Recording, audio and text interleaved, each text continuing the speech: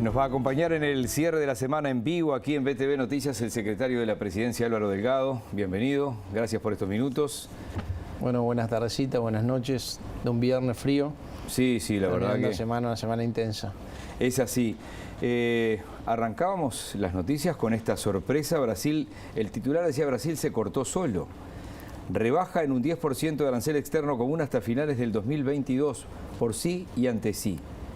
¿Esto se analizó ya en el gobierno oficialmente? ¿Cómo tomaron esta noticia? No, lo que hubo fue un comunicado que hizo el Ministerio de Relaciones Exteriores y el Ministerio de Economía, diciendo que se entendía la decisión de Brasil en el marco de una situación del Mercosur, en tanto una sola de libre comercio imperfecta, y que bueno, que esto además evidencia la necesidad de sincerar y flexibilizar el Mercosur como forma de generar apertura comercial, de inserción internacional.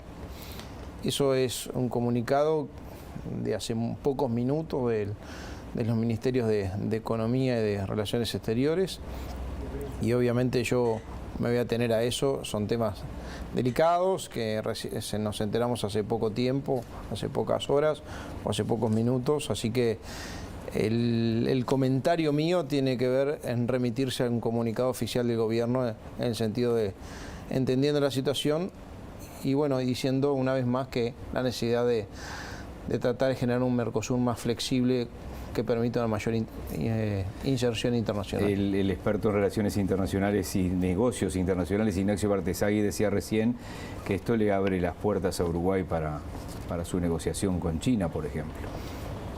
Uruguay está en un proceso ya hace tiempo, ¿no? Ya tienen los negociadores de la contraparte uruguaya de parte del Ministerio de Economía y Relaciones Exteriores ya funcionando en reuniones con los sectores productivos. Ah, son internas acá primero. Sí, con los sectores productivos, con los actores sociales, trabajadores y empresarios, para ese estudio de prefactibilidad. Ya está por parte del gobierno chino también lo mismo, porque bueno, hay sectores donde esto genera una potencia enorme, una gran oportunidad, hay otros que son todos desafíos y sobre eso hay que trabajar, así que ya se está trabajando en ese sentido. Si en esta decisión de Brasil, nosotros hablamos ayer muy temprano, ¿no? Por una consulta particular. ¿Está tomada o no la resolución de no aceptar esto que finalmente... ¿O es una cosa tan reservada que Búsqueda se enteró o Búsqueda le erró? El Uruguay ya tiene posición. Se va a expresar a través del Ministerio de Economía, del Ministerio de Relaciones Exteriores, en consulta con la Presidencia de la República. O sea que se va a comunicar en diciembre. Y ¿no? además tiene una posición que creo que hasta el propio presidente ha hecho referencia públicamente al tema. Y hay dos instancias, una es la preparación técnica del Grupo Mercado Común, que va a ser sobre finales de noviembre, y la segunda que es en Brasil, y la segunda que va a ser este Consejo Mercado Común que en realidad integra los Ministerios de Economía, los cancilleres y los presidentes de la República, y bueno, seguramente todos estos temas estén arriba de la mesa. ¿Están manejando ustedes la posible salida, por ejemplo, de la continuidad de Bolsonaro o de su partido cuando vengan las elecciones del año que viene y que muchas de las cosas en las que hay sintonía hoy se pierdan? La verdad que sería, te voy a decepcionar con la respuesta, pero sería como opinar qué pasa en las elecciones argentinas, si favorece o no favorece determinado resultado. Uruguay tiene un camino propio determinado, ha encontrado comprensión en la situación en la cual Uruguay está planteando, de flexibilizar y ampliar el Mercosur como oportunidad de apertura comercial y inserción comercial. Y obviamente esto, me vas a perdonar, pero me exime, no es políticamente muy complejo, muy delicado, y además no corresponde que un funcionario del gobierno, en este caso el secretario de la Presidencia, opine sobre eventuales resultados electorales en Brasil. Bien, entonces me ahorro que está por allá abajo la pregunta. Exacto. Sobre las elecciones del 14 en Argentina. Ya te lo contesté todo junto. Sí, ya vino todo ahí. Hay muchos temas y quiero ir muy rápido, además mi hijo está jugando al fútbol, no, eso es un chiste interno. El mío está jugando en 20 minutos, así que... No, por eso es un chiste interno, no. Yo me tengo que ir a la hora que el canal me deja ir. No, pero... Haremos un reclamo. Entremos en la campaña con respecto a la LUC. Digo, ya pasó, pero ¿Subestimaron que se iba a llegar a la firma? ¿Si se quedaron quietitos? ¿No hicieron ola? No, a ver, una decisión en un proceso en el que estábamos, que era un proceso de una pandemia compleja, ¿no? Estas firmas se juntan en el medio de la pandemia. Mientras se estaban vacunando, otros estaban juntando firmas, esa es la verdad. Y priorizamos lo importante, que era tratar de generar este estatus sanitario que se generó gracias a la voluntad de los uruguayos y a que había una disponibilidad de vacuna, un nivel de vacunación que hay que reconocerle a los vacunatorios y a los vacunadores el esfuerzo y a los uruguayos la voluntad en el uso de su libertad de vacunarse. Estaba viendo la cifra recién, Uruguay tiene más de 78% con primeras dosis, 76 y pico, casi 77 con 2 dosis, y vamos camino al 36% con 3 dosis. El 93% de la población mayor de 12 años que está recomendada para ser vacunada, está vacunada, está inmunizada en Uruguay. Fuimos el primer país de América en vacunar a los menores de 18 años, de 12 a 18, de los primeros del mundo en general la tercera dosis, de los niveles más rápidos de vacunación que ha tenido en relación a la población, así que estamos dedicados a eso y no queríamos a su vez dar toda una discusión política asociado a temas laterales y alargar todo este proceso que hubiera sido remontarnos 6 meses para atrás. Imagínense la gente con las urgencias que tiene, con los problemas que tiene, con el tema de la pandemia por medio, con los problemas económicos, los problemas sociales. La verdad que no hubiéramos contribuido en nada a eso. Definimos prioridades. La prioridad era la salud, la prioridad era sostener la economía, la prioridad era generar condiciones de empleo. Hoy los resultados los estamos viendo, en niveles de actividad, en niveles de empleo. Tenemos menos desempleo hoy, 9.4%. Hoy hay un desempleo menor que al haber asumido el gobierno nacional prepandemia. Recordemos que el primero de marzo del 2020 había 10.5% de desempleo, había un 5% de déficit fiscal, 200.000 uruguayos en los asentamientos. Bueno, todo eso fue el país que heredamos más 13 días después de la pandemia. Hoy tenemos indicadores que demuestran una recuperación económica porque llegamos a la orilla a mejores condiciones que otro país. Volvamos a la LUC. ¿Son para el gobierno elecciones anticipadas? Nosotros vamos a hacer una campaña que tiene que ver, para el gobierno, para la coalición, para los partidos que le integran, no hay nada más importante que defender la voluntad popular de cambio. Y se expresó, entre otras cosas, a través de la ley de urgente consideración, porque es una ley que se plebiscitó en noviembre del 2019 con el balotaje, con el compromiso con el país, que fue el compromiso programático que le ofrecimos a la ciudadanía junto con la fórmula que encabezaba Luis Lacalle Pou. Ahí estaba el rumbo que íbamos a tener, los conceptos de la LUC estaban incluidos ahí. Es el programa de la coalición. Es el programa de la coalición. Y nosotros lo que hicimos fue hacer eso. Con lo cual nosotros tenemos la obligación de defender eso, además de gobernar, de no paralizar el gobierno como algunos quieren para dedicarlo solo al referéndum. Gobernar y explicar.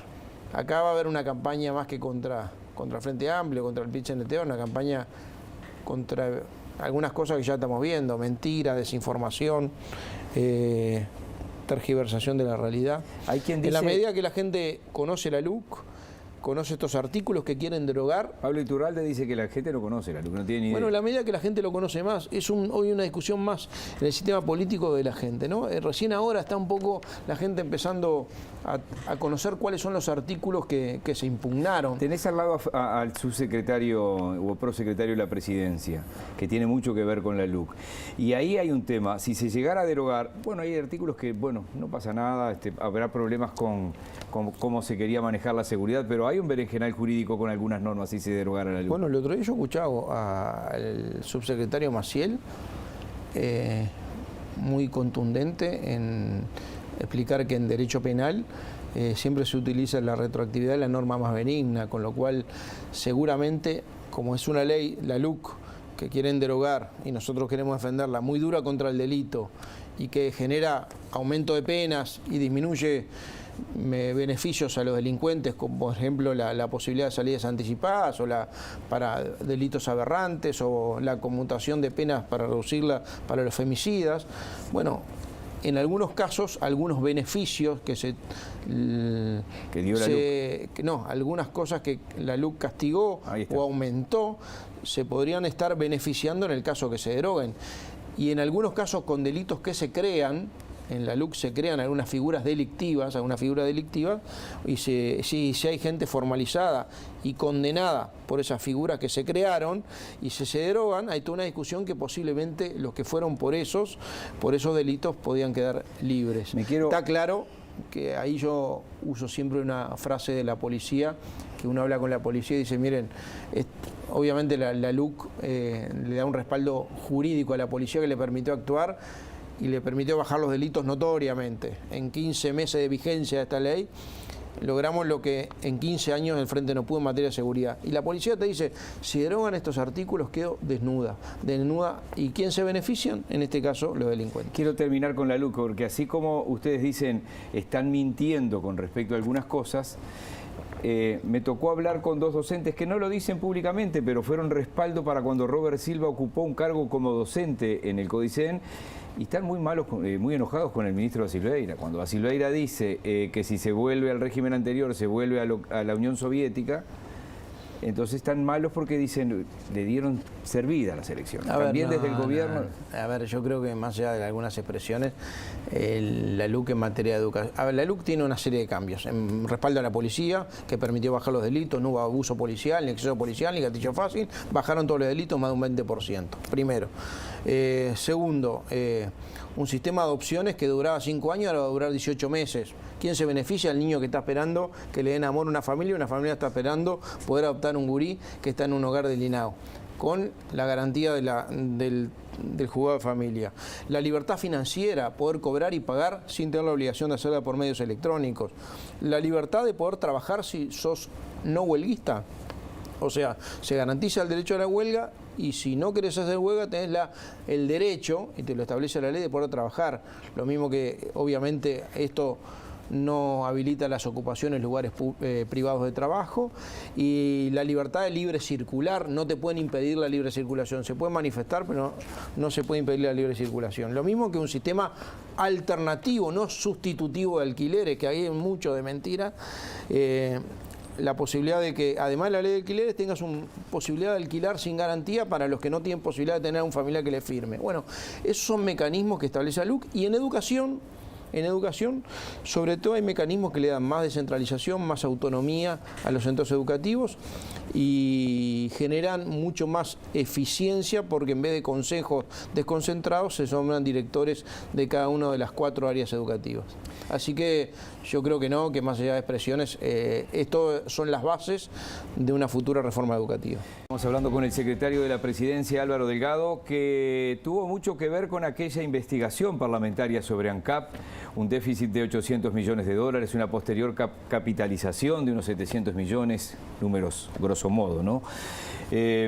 Después hubo momentos en que ANCAP, 2015, 2016, tuvo algunas ganancias, pero no la volcó en la rebaja de los combustibles.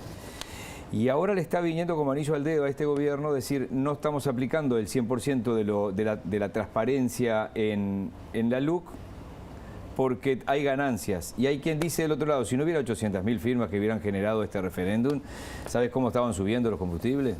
La verdad que es un poco bipolar que la oposición se queje porque no suban los combustibles. Nunca me pasó, mirá que en toda mi vida política siempre se quejaban, nos quejábamos cuando subían los combustibles. Ahora, que se quejen porque los combustibles no suben, es increíble. Lo segundo, en la LUC... Los números eran esos, En la LUC, en los artículos que quieren impugnar, el de los combustibles, el precio de paridad de importación, lo más insólito es que el Frente lo votó en el Parlamento y ahora lo quiere derogar. Lo votó en el Parlamento, entre los 52% de artículos de la LUC que votaron el de los combustibles.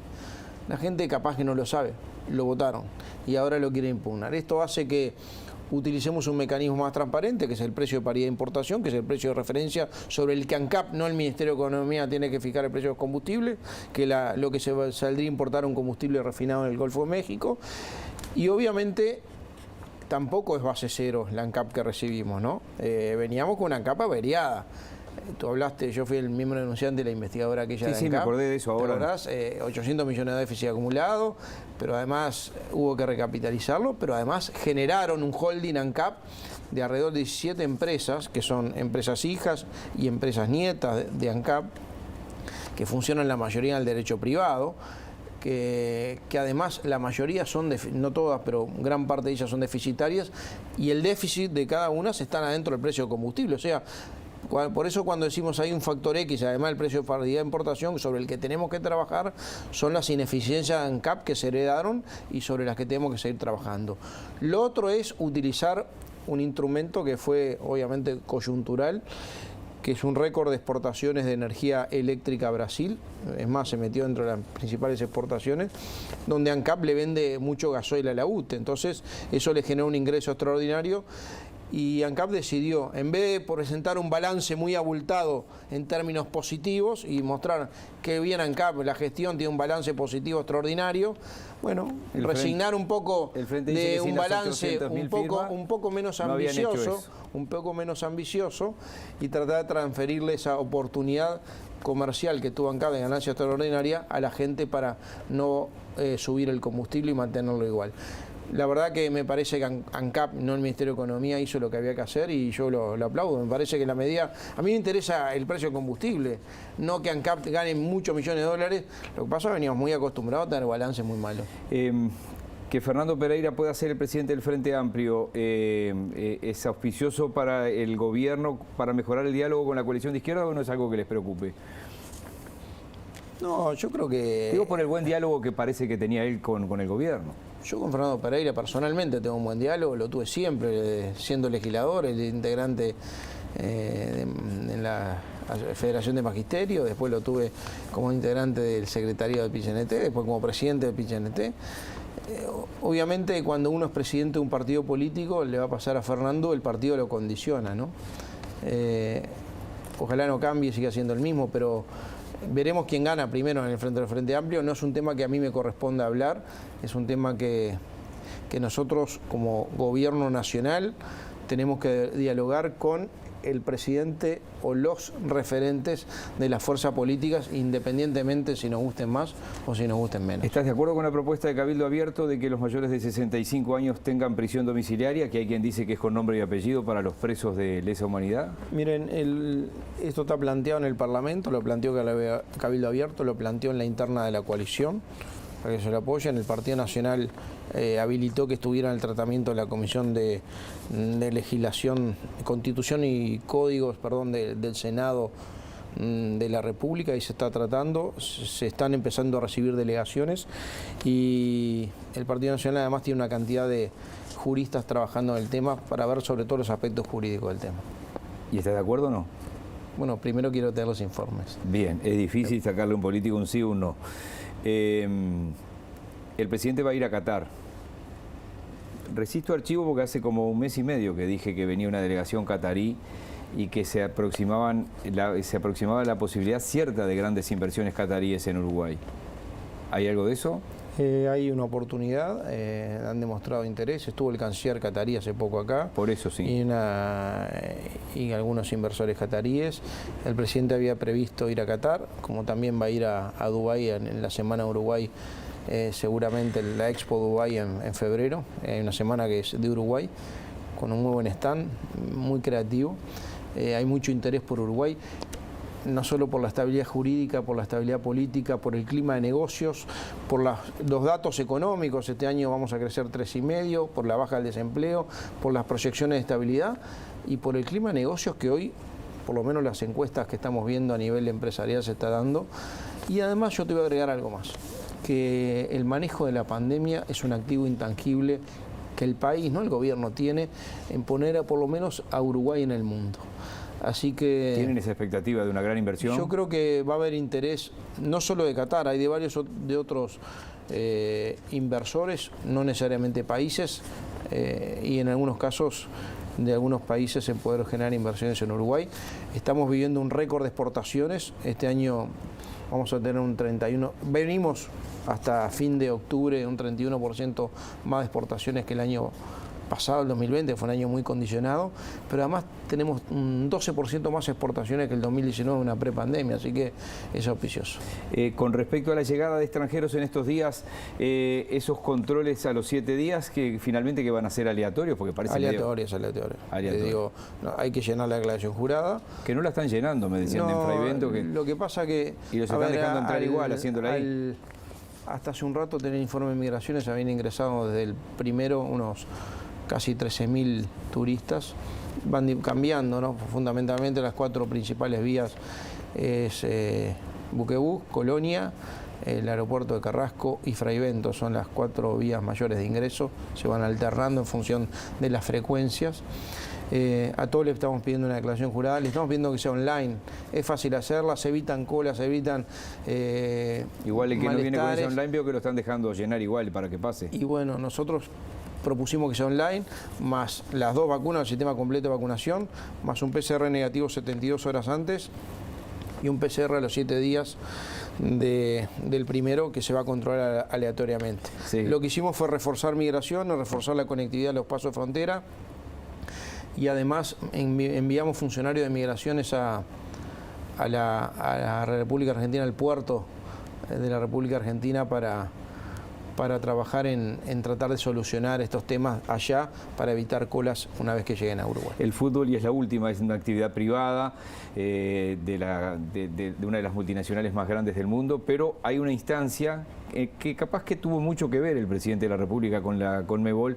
3 instancias: final de fútbol de femenino de la Libertadores, Sudamericana y Libertadores. ¿Cuánto se juega Montevideo, pero sobre todo el país, con esto, con el resultado que pueda tener? Se vuelve a poner en el mundo, porque además el origen de esto, recordemos que trabajábamos mucho después de haber conseguido la vacuna para los uruguayos en tiempo, en forma, pero además en cantidad suficiente.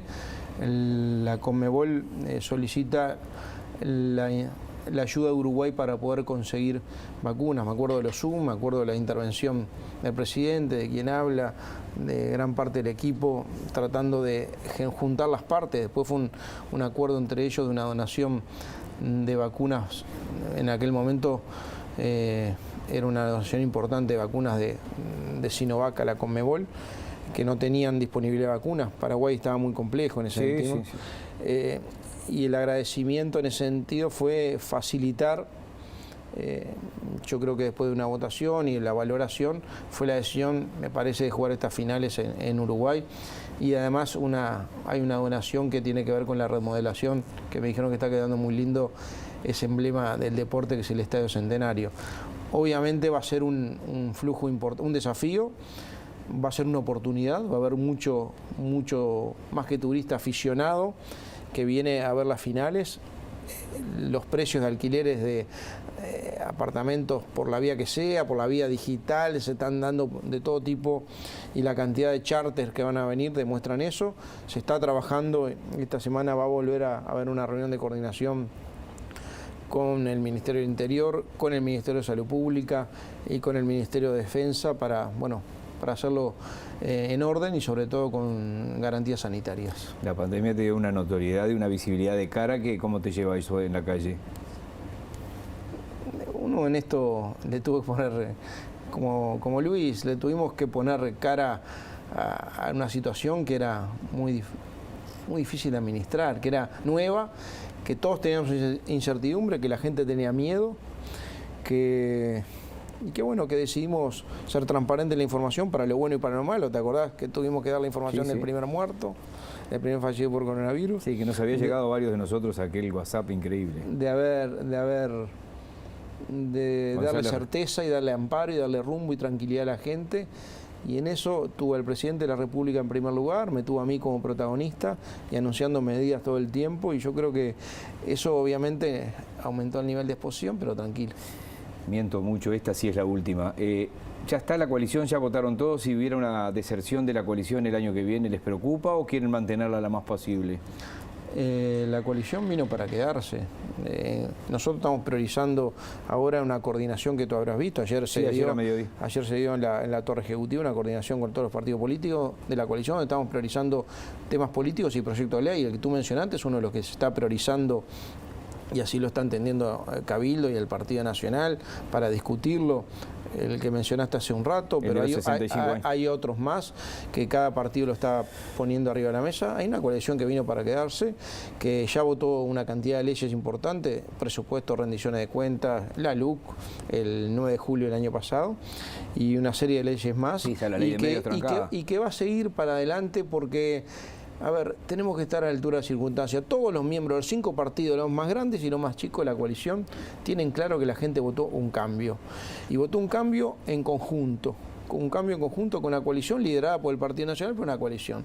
Y todos tenemos que estar a la altura de la responsabilidad de ese cambio, de la confianza que te dio la gente para cambiar. Y ese cambio se hace en conjunto. Así que esta coalición va a llegar hasta el final y yo creo que esa va a ser la base de obviamente de un proceso que vino para quedarse en los gobiernos que vienen. Muchísimas gracias. Gracias a ti. El secretario de la Presidencia, Álvaro Delgado. Tenemos más información.